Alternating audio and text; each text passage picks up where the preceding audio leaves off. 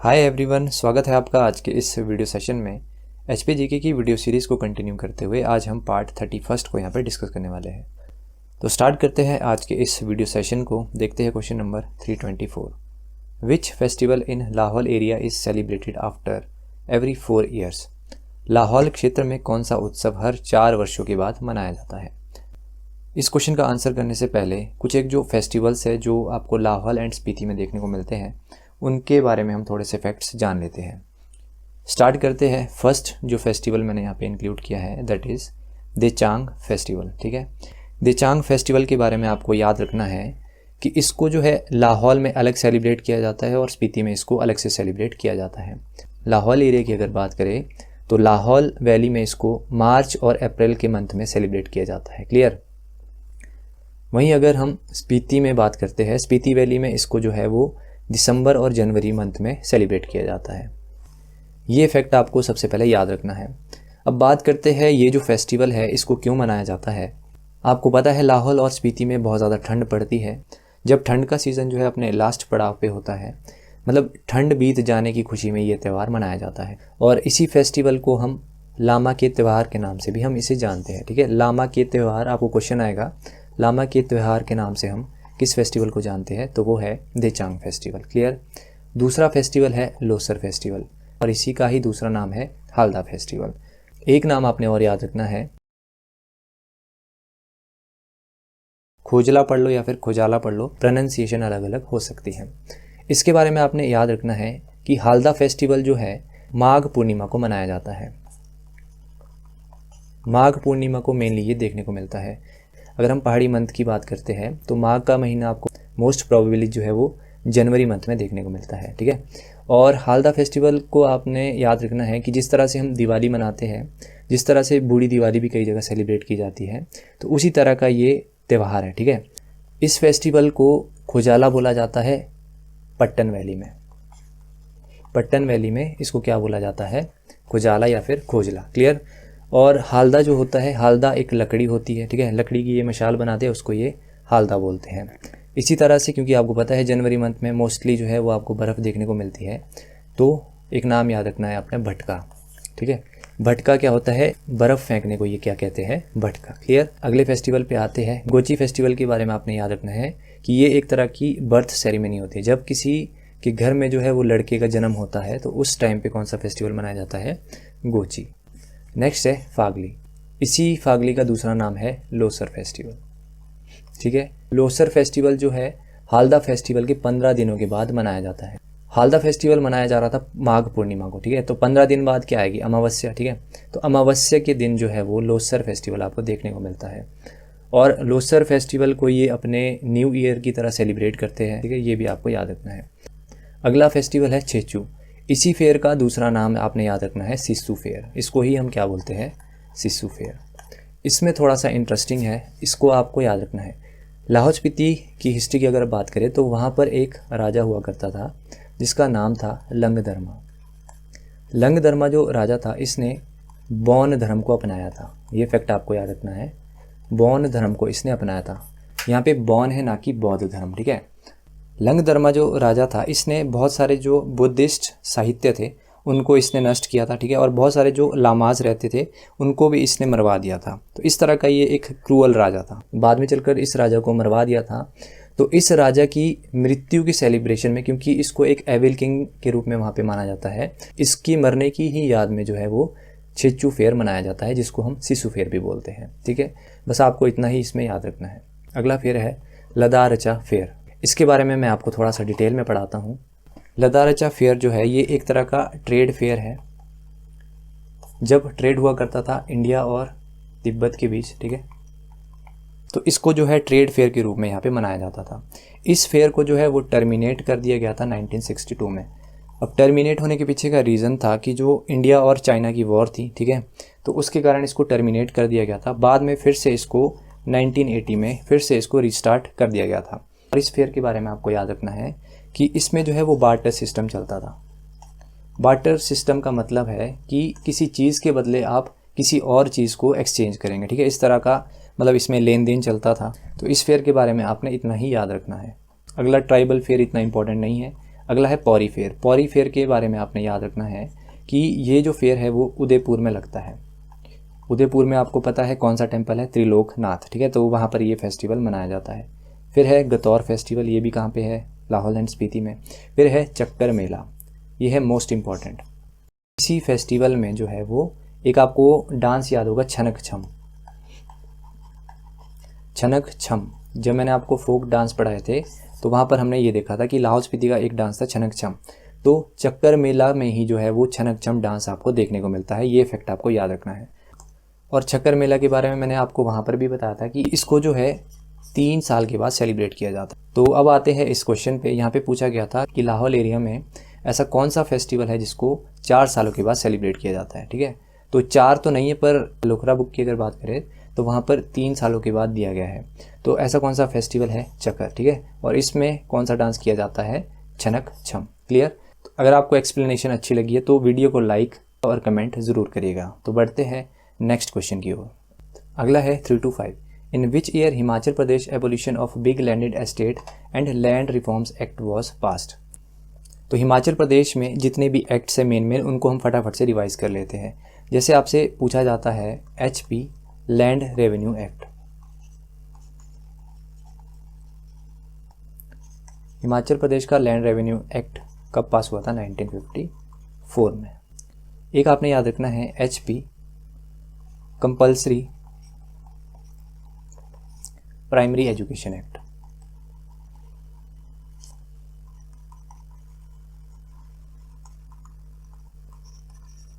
इसको किस वर्ष पास किया था, 1953 में। एक आपको याद रखना है HP board of school education. इसको पास किया गया था 1968 में। और एक आपको याद रखना है HP municipal act. Municipal act को कब पास किया गया था, 1968 में ही। तो 1968 में दो एक्ट पास किए गए थे, एक म्युनिसिपल और एक बोर्ड ऑफ स्कूल एजुकेशन। एक है मोस्ट इम्पॉर्टेंट जो आपसे पूछ भी सकते हैं, क्योंकि आज का जो हिमाचल प्रदेश का सिनेरियो है वो इसी पे बेस्ड है। ये एक्ट था HP legislative assembly members. Legislative assembly members का रिमूवल और डिस्क्वालिफिकेशन। इस एक्ट को कब पास किया गया था, 1971 में। तो ये मोस्ट इंपॉर्टेंट आपका हो जाता है जिस हिसाब से हिमाचल के हालात बने हैं, ठीक है। तो ये सारे आपको याद रखने हैं। और एक इस क्वेश्चन से हमारा क्लियर हो जाएगा कि हिमाचल प्रदेश का abolition of big land estate act कब पास हुआ था। वैसे तो ये 1954 में हुआ था, पर ऑप्शन में यहाँ पे क्लोजेस्ट कौन सा है, 1953। अगला क्वेश्चन है 3 to 6। Who was known as the महाऋषि इन HP। फैक्ट्स पे आते हैं। यहाँ पे हम पढ़ेंगे निकोलस रोरिक के बारे में। कहाँ के ये रहने वाले थे, रशिया के। और थे कौन, ये एक पेंटर। ये आपको याद रखना है। पेंटर थे, तो पेंटर का मेन काम क्या होता है, इनके मेन काम कहाँ पे दिखाए जाते हैं, आर्ट गैलरीज में। तो इनके ऊपर जो है एक रोरिक आर्ट गैलरी भी बनी है, वो कहाँ पे सिचुएटेड है, नग्गर कुल्लू में, ठीक है। और जो इंडिया के लोग हैं वो इन्हें किस नाम से जानते थे, महर्षि यानी कि ग्रेट सेज, ठीक है। तो इसका राइट आंसर क्या होगा, option number B Nicholas Roerich. अब इन्हीं की तरह एक मिलता जुलता नाम है नोरा रिचर्ड्स। यहाँ पर भी हमारे को कन्फ्यूजन देखने को मिलता है। नोरा रिचर्ड्स जो थी ये आयरलैंड की रहने वाली थी। सबसे पहले तो आपको यही याद रखना है। और 1925 में ये अंद्रेटा आकर बस गई थी, ये पॉइंट भी आपको याद रखना है। इनके द्वारा जो है बहुत सारी बुक्स लिखी गई है, उनमें से आपको याद रखनी है मेन जो पूछी गई है। एक तो है मदर अर्थ। मदर अर्थ किसने लिखी है, नोरा रिचर्ड्स ने। और कब लिखी गई है ये, 1956। तो ये ईयर हमारे लिए इंपॉर्टेंट है क्योंकि ये एग्जाम में पूछा गया है। एक आपको याद रखना है कंट्री लाइफ। कंट्री लाइफ भी इनके द्वारा ही लिखी गई है, किस वर्ष, 1970। और एक आपको याद रखना है सती। सती कब लिखी गई है ना, 1914 में। तो ये तीनों जो किताबें हैं नोरा रिचर्ड्स से आपको याद रखनी है। अगला है 3 to 7। Which zone in HP experiences scanty rainfall. Himachal Pradesh में कौन से क्षेत्र में अल्पवृष्टि होती है। तो इसका राइट आंसर है ऑप्शन नंबर ए, अल्पाइन जोन। अल्पाइन जोन को हमने लास्ट वीडियो लेक्चर में कवर किया था कि अल्पाइन जोन का ही दूसरा नाम क्या है, द ग्रेट हिमालयास। ठीक है, अब ग्रेट हिमालयास आपको मेनली 3 जगह पे देखने को मिलते हैं। एक तो आपका पूरा किन्नौर हो गया, ठीक है, एक हो गया पांगी जो कि आपका चंबा डिस्ट्रिक्ट में देखने को मिलता है, और एक हो गया लाहौल स्पीति। तो ये 3 आपको मेनली याद रखने हैं। ठीक है, इसी तरह से हमने शिवालिक भी डिस्कस किया था। शिवालिक मेनली आपको कहाँ पे देखने को मिलता है, एक हो गया कांगड़ा, ठीक है, एक हो गया हमीरपुर, एक हो गया बिलासपुर और एक हो गया ऊना। ठीक है, तो ये भी हमने रिवाइज कर लिया। और ग्रेट हिमालयस के बारे में आपने याद रखना है, इसको जो सतलुज रिवर है वो 2 पार्ट्स में इसको सेपरेट करती है। क्लियर। अगला क्वेश्चन है 3 to 8। Jaswan was founded in which year? Jaswan की स्थापना किस वर्ष हुई थी? तो जसवान स्टेट को फाउंड किया गया था 1170 में, और किसके द्वारा किया गया था? पूरब चंद के। तो राइट आंसर होगा इसका ऑप्शन नंबर ए। नेक्स्ट है 3 to 9। With the amalgamation of various art styles it came to be known as. तो बहुत सारी आर्ट स्टाइल को मिलकर जो आर्ट स्टाइल बनी है वो है पहाड़ी स्टाइल। तो इसका राइट आंसर है ऑप्शन नंबर सी। अब लास्ट वीडियो लेक्चर में ही हमने चंबा कलम के बारे में भी देखा था, इसको फटाफट से रिवाइज करते हैं। चंबा कलम का जो मेन फ्लरिशिंग टाइम था वो था किस राजा के टाइम में? राज सिंह।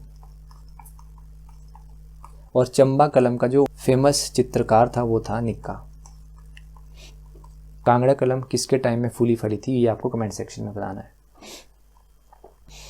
अगला है 330। Which of the following peaks is not located in Lahaul Spiti district? कौन सी पीक जो है वो लाहौल स्पीति डिस्ट्रिक्ट में सिचुएटेड नहीं है? ठीक है, तो फैक्ट्स पे डायरेक्ट आते हैं। मुकर बे जो है वो लाहौल एंड स्पीति में है, शिकर बे भी लाहौल और स्पीति में है, गिफांग गो भी लाहौल और स्पीति में है। आपको याद रखना है मनीरंग, मनीरंग जो है वो सिर्फ और सिर्फ कहाँ पे है? स्पीति में। तो इसका राइट आंसर क्या हो जाएगा? Option number A. अगला क्वेश्चन है 331। Who founded the Kutlehar state? Kutlehar राज्य के संस्थापक कौन थे? तो कुटलहर स्टेट के संस्थापक थे एक ब्राह्मण। तो इसका राइट आंसर होगा ऑप्शन नंबर ए। अगला क्वेश्चन है 332। In which year legislative assembly building was constructed in Shimla? Shimla में विधानसभा भवन का निर्माण किस वर्ष हुआ था? सबसे पहले तो आपको याद रखना है हिमाचल प्रदेश का जो विधानसभा असेंबली है इसको जो है वो काउंसिल चैम्बर के नाम से जाना जाता था। ठीक है, और इसका जो इनॉग्रेशन है वो किया गया था 1925 में, और किसके द्वारा किया गया था? लॉर्ड रीडिंग के द्वारा। तो ये मोस्ट इंपॉर्टेंट फैक्ट है यहाँ पे। ठीक है, कई बार एग्जाम में पूछा गया है। अगला है 333। हु वॉज नॉट अ प्रजा मंडलिस्ट फ्रॉम मंडी? कौन जो है वो मंडी से प्रजा मंडली नहीं थे?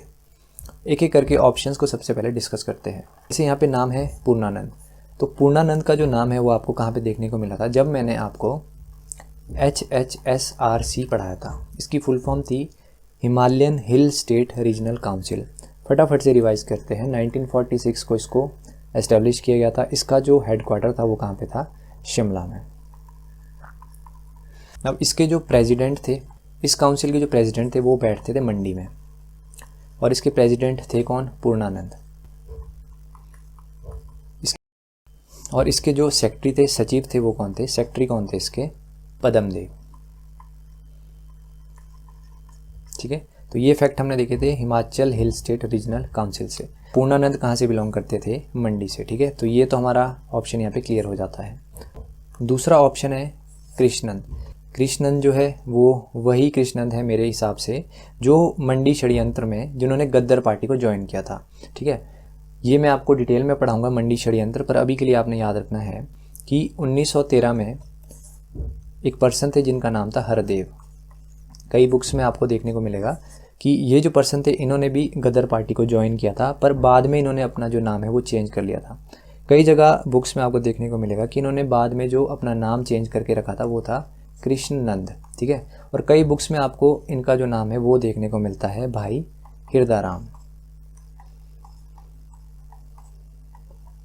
ठीक है, तो मेरे आइडिया से मंडी कॉन्स्पिरेसी में कृष्णनंद का नाम आपको देखने को मिलता है।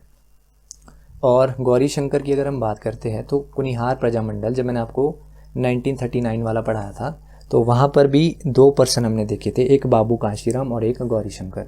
तो मंडी प्रजामंडल में इनका जिक्र नहीं है, पर बाद में जब मर्ज हो गई थी, ठीक है, बहुत सारे प्रजामंडल्स जब मिल के एक बड़ा प्रजामंडल बना था, उस टाइम पर गौरी शंकर शायद उनके साथ जुड़े होंगे। ठीक है, यहाँ पर एक ऑप्शन है, देखो यहाँ पे यशपाल। यशपाल आप सभी ने सुना है। यशपाल जो थे ये कहाँ से बिलोंग करते थे? भूमपल, जो कि कहाँ पे हमको देखने को मिलता है? हमीरपुर।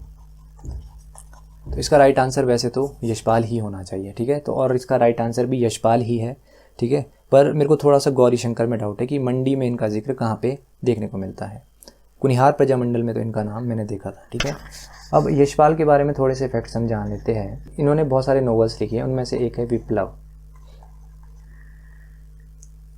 विप्लव जो है वो इन्होंने हिंदी भाषा में लिखा है। देखो ये फैक्ट पढ़ने का फ़ायदा क्या है, क्योंकि जब कमीशन पेपर सेट करता है तो जब वो स्टेटमेंट देगा तो वो वहाँ पे मेंशन कर देगा कि यशपाल की जो नोवेल विप्लव है वो यहाँ पे दे देगा कि वो उर्दू भाषा में है। अब आपको बताना है कि ये स्टेटमेंट करेक्ट है या इनकरेक्ट, ठीक है। तो ये आपका फ़ायदा हो जाएगा इससे पढ़ने का। फिर है बागी। अब आपको कमीशन स्टेटमेंट दे देगा कि बागी जो नोवेल है यशपाल के द्वारा लिखा गया वो हिंदी भाषा में लिखा गया है, ठीक है। बट अब आपको स्टेटमेंट पहचाननी है कि वो सही है या गलत, ठीक है। तो जब आपको एग्जैक्ट फैक्ट याद होगा, जैसे बागी जो है वो उर्दू भाषा में लिखा गया है, तभी आप उस स्टेटमेंट पे अप्रोच कर पाएंगे, ठीक है। तो इस तरह के फैक्ट्स आपको ज़रूर याद करने हैं, क्योंकि हर एक लाइन अब आपके लिए इंपॉर्टेंट होती जा रही है। अब इनके द्वारा एक इम्पॉर्टेंट नोवेल लिखी गई है, बहुत बार एग्ज़ाम में पूछी गई है, जिसका नाम है सीमावलोकन, ठीक है। इसके जो है वो 3 वॉल्यूम्स है, 3 वॉल्यूम्स में ये लिखी गई है। तो ये फैक्ट भी आपको ज़रूर याद रखना है। अगला क्वेश्चन है 334। The third race to enter HP from north west was. इस पर तो मैं एक डिटेल्ड वीडियो लेक्चर बना चुका हूँ, ठीक है। फिर भी फटाफट से रिवाइज करते हैं। फर्स्ट नंबर पे जो आने वाले थे वो थे कोल्स, ठीक है। सेकंड नंबर पे जो आए थे वो थे मंगोलॉइड्स या फिर किरात या फिर भोट कह लो, ठीक है। थर्ड नंबर पे आने वाले थे आर्यंस या फिर खस, ठीक है। तो इसका राइट आंसर क्या होगा? ऑप्शन नंबर ए। और आपको कमेंट सेक्शन में ये बताना है कि एक बैटल हुई थी शाम्बर वर्सेस, ठीक है, आर्यन किंग। तो वो जो आर्यन किंग था उसका आपको नाम कमेंट सेक्शन में बताना है। तो इस वीडियो लेक्चर में हम इतने ही क्वेश्चंस को डिस्कस करते हैं। वीडियो आपको पसंद आया है तो वीडियो को लाइक ज़रूर करिएगा और चैनल पे नए हो तो चैनल को सब्सक्राइब ज़रूर करिएगा। तो मिलते हैं नेक्स्ट वीडियो में। Till then bye bye.